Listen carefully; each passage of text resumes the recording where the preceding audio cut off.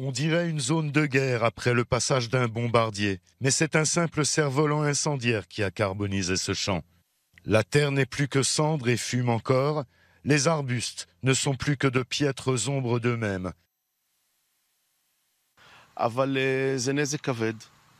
Les dégâts sont très importants. Il y avait ici un entrepôt de foin destiné au bétail jusqu'à l'hiver prochain, ainsi que de nombreux systèmes d'irrigation.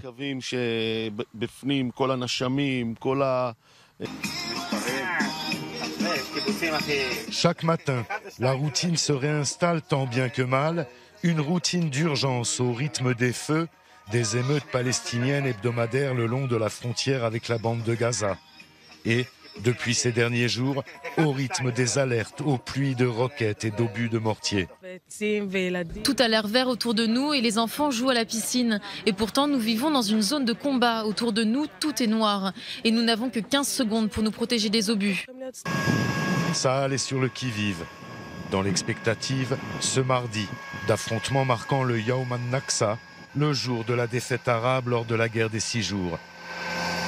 Et dans l'attente du vendredi qui suit, qui clôt la dernière semaine de jeûne du mois de Ramadan, le nouveau point culminant de la grande marche du retour, orchestrée depuis le 30 mars par le Hamas. La zone frontalière risque à nouveau de s'embraser et de dégénérer en affrontements, infiltrations, incendies et tirs de roquettes. Les Israéliens qui sont en première ligne ont le sentiment de vivre un déjà-vu qui se répète en boucle, sans espoir de changement ni de solution à long terme.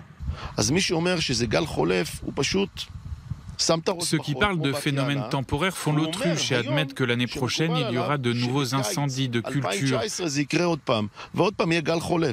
Il faut parler à l'ennemi avec la position de celui qui est le plus fort. Il faut discuter, tout doit être effectué en même temps, il ne faut vaincre personne, il nous faut perdre face à personne, il faut être déterminé et discuter. Le vert et le noir, terre en feu et terre en fleurs, sont les deux images que l'on emporte avec soi après avoir visité la région frontalière. Deux images d'une réalité qui risque fort de perdurer.